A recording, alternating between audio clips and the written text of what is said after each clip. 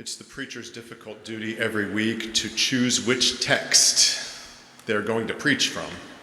And as much as I would like to preach from the Mark text that we just heard, where it treats it as kind of a Jewish curiosity to wash your dishes, like only the Jews wash their dishes. As much as I would like to deal with that today we also have the wonderful epistle of James.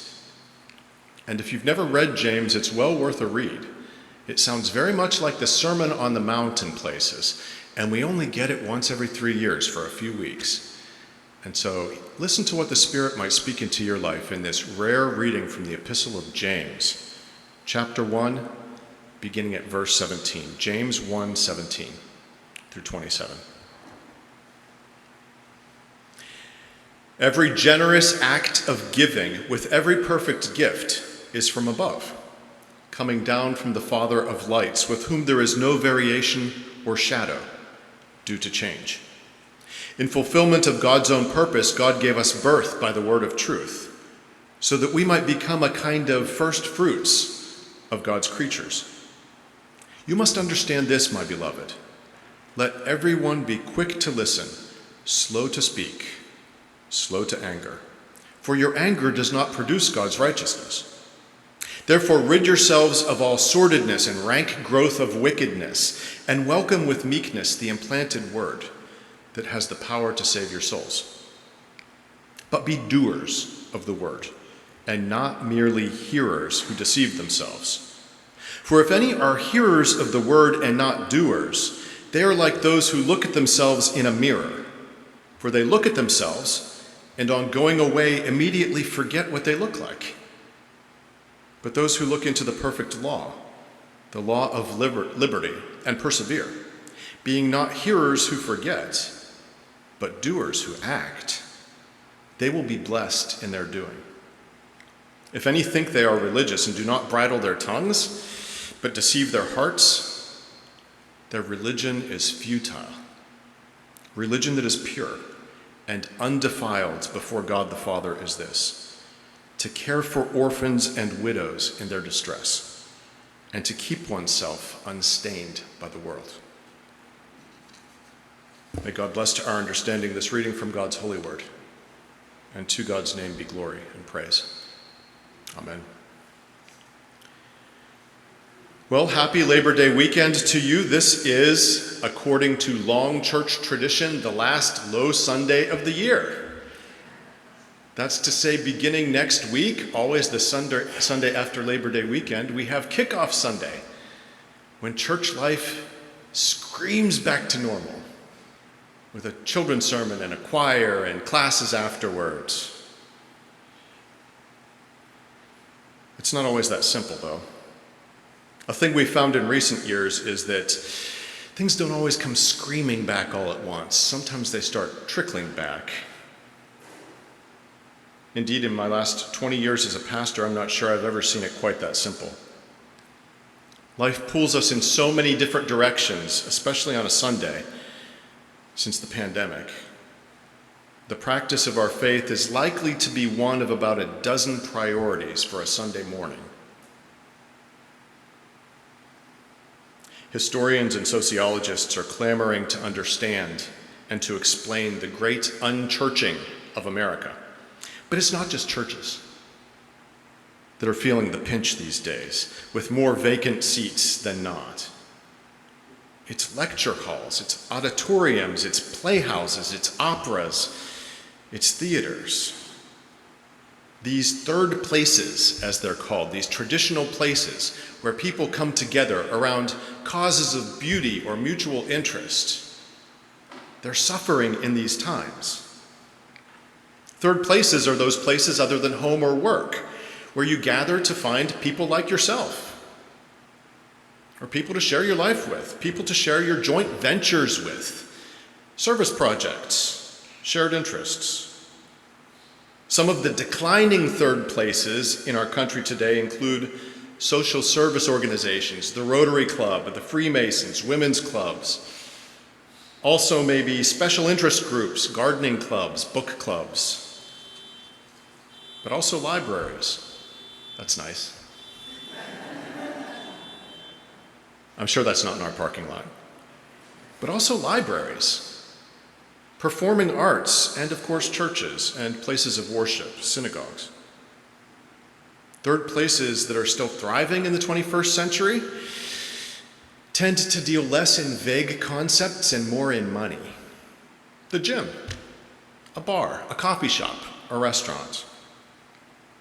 If your third place is the Philharmonic, where people gather to enjoy and to preserve music that nobody can hum, then that third place has probably seen better days. If your third place is a bar or a restaurant or a coffee shop or the gym, if it exists more to make money, then it might still be doing okay.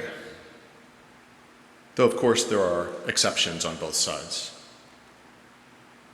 Now, I will not say that there is nothing good about the secularization of American society. Religion in this country has gotten weird. And in some ways, it's good when people get away from that weirdness and they can choose faith. And they come to faith for the right reasons. Some of the religion we've got in the world in these times does more harm than good. Faith was always meant to be a personal choice, not a political tool. It'll be good when people choose faith for the right reasons rather than exploiting faith for its considerable social influence. And yet, what do we lose when our third places go away? What do we lose? Or when they become mostly bars and restaurants? What will society be without the good efforts of the Shriners, or the March of Dimes, or Presbyterian disaster assistance? The Epistle of James offers some curious advice to people like us. It says, faith that is abstract will never do anybody any good. Faith that is just an idea, that's not worth much. But when we work for the things that really matter to us, the things we care about, when we throw our actions and our lives into fostering the true and the good and the beautiful, that's when we come back to ourselves. That's when we remember ourselves. That's when we reclaim who we really are.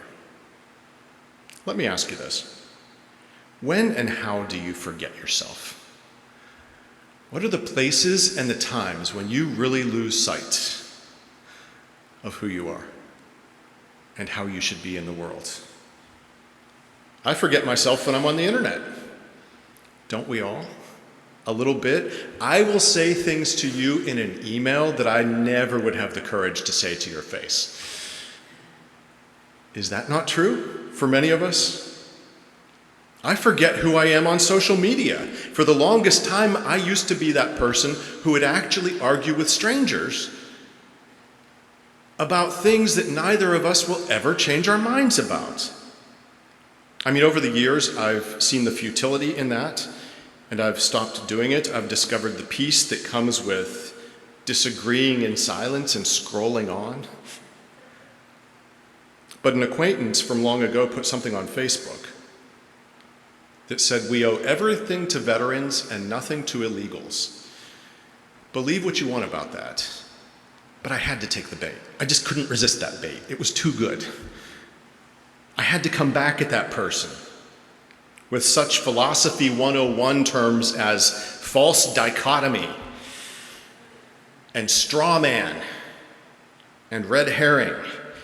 In real life, if a person had said that to me, I would have responded as the pastor that I am, in a loving way, trying to understand their point of view and what they really meant in saying it.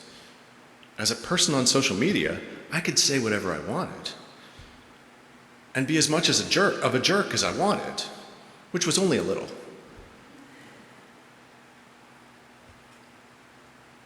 But on Facebook, I don't have to act the way I do in real life. I forget myself. I forget who I am when I'm driving. I just get so tired of driving with so many people on the road. If you're the other driver and you just made me sit through a green light because you were texting your bestie, you're not going to hear the things I say about you. But there are things that I wouldn't say to your face. Famously, We human beings forget ourselves when we're in crowds. We will do things in a crowd that we would never do as individuals. Sometimes silly things, sometimes rash things, sometimes cruel things. Groups of people engage in acts that individuals would never consider. Today's epistle is a good one. In many ways, James is the Sermon on the Mount expanded, and it even quotes directly from the Sermon on the Mount. Today's epistle is named for James of Jerusalem, who was the actual literal brother of Jesus, one of Mary's other sons. James was the official leader of the early church, but his personality was less boisterous than the other two big guys, Peter and Paul. Not to mention all the women who got pushed to the margins, like Mary Magdalene and Mary. His personality was less boisterous, and so he was kind of put into third place. Speaking of third places. And here we get to ponder some ancient mysteries lost in ages past. If James was the leader of the early church, then why do so many claim that it was Peter? And if Mary had other children and Jesus had a brother, and these brothers and sisters are referred to in the book of Mark, then why do some Christians go to such extraordinary lengths to say that Mary lived and died a virgin? And this mysterious James, about whom we have heard so little, who was he? James of Jerusalem. He was an ascetic. He was more like John the Baptist than Jesus. He drank only water and he ate only once a day, according to tradition. The upstart apostle, Paul, we hear about Paul all the time. Paul was colorful. Paul was dramatic.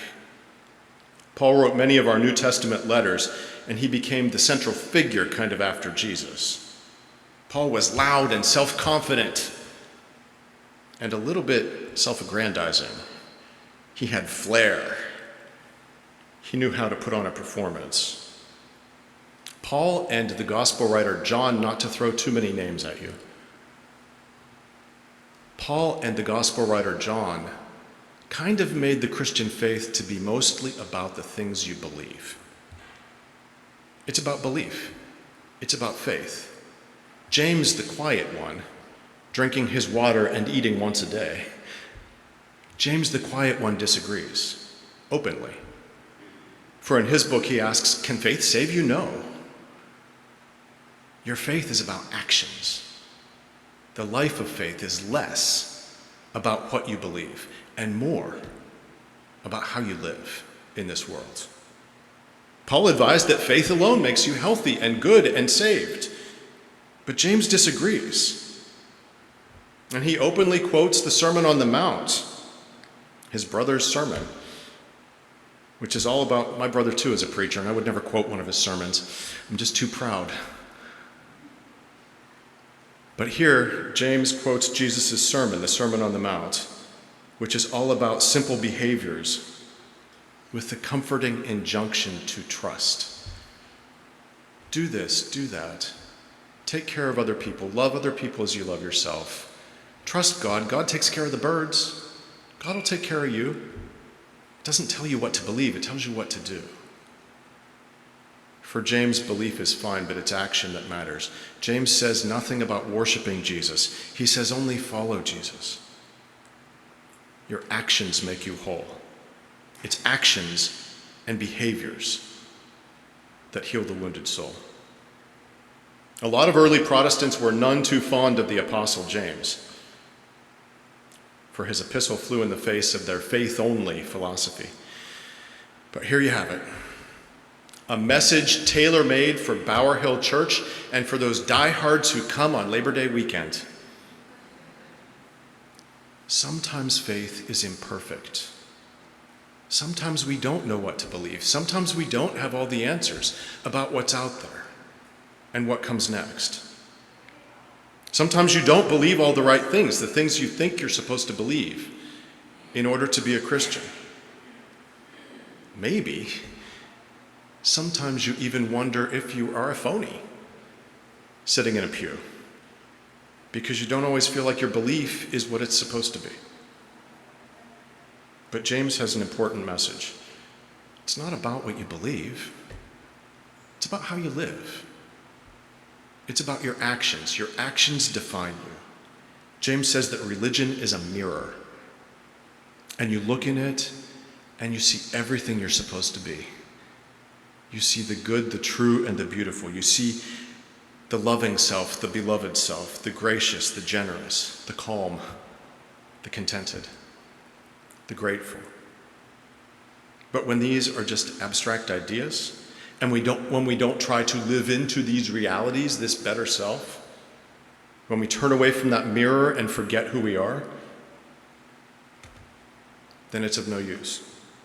But when our lifestyles express our real and deepest selves, our deepest values, the true, the good, and the beautiful, that's when we cast off these artificial selves. That's when we remember who we are. Acting like the good selves that we see in the mirror of faith. That's when we come home to ourselves.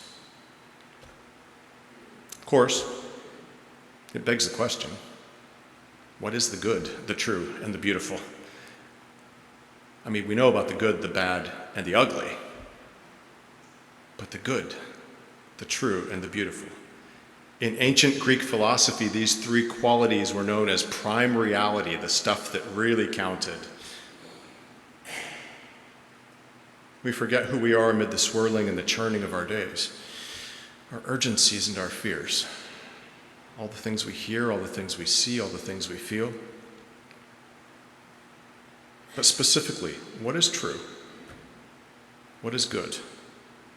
And what is beautiful in your life? In returning to these, we rediscover ourselves.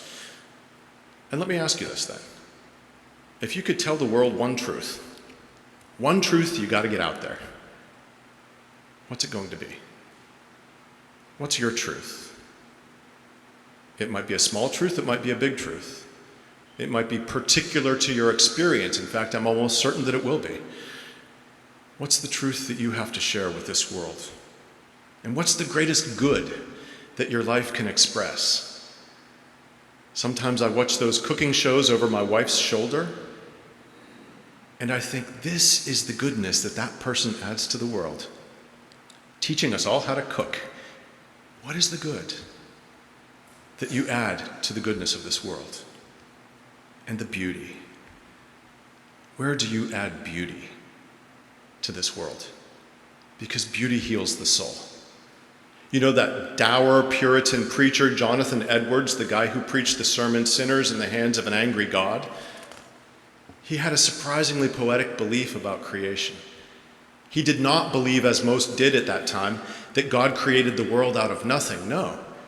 He believed that the world and creation were the overflow of God's beauty. That's what creation is. It's God's beauty overflowing into us and through us. And so the question is, what goodness, truth, and beauty does your life uniquely reflect? A man went away on a trip, and he left his neighbor to look after things while he was away. A few days later, he called his neighbor and he asked how things were. The neighbor said, "It's your cat. She's dead." The man said, "That is how you tell me that my cat died? Seriously, could you not show a little more tact in giving somebody some bad news like that? Shouldn't you have said something like, 'Oh, your cat climbed up on the roof and there was a loose tile, and the cat fell, and I'm sorry to say, went plummeting to her death.'" A few months later, the same man went away again. He called his neighbor again to ask how things were. The neighbor said, "It's your mom. She climbed up onto the roof."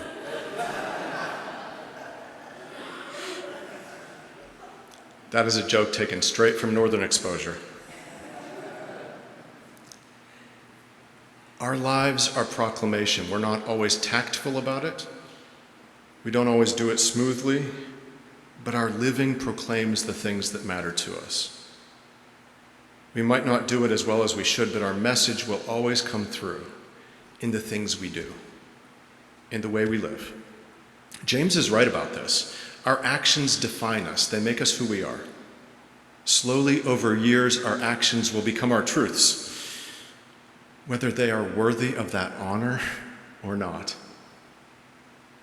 The word remember in the book of James, the word remember is good. It means to remember. It means to reassemble, to put our various scattered pieces back together. We need places where we can do that, where we can just pull ourselves together, remember ourselves. Ourselves come back to us when we make an intentional choice to do the things that express the true, the good, and the beautiful, such as we know them. And you? How do you know them? What is the true thing that your life proclaims and could be proclaiming better? What is the good thing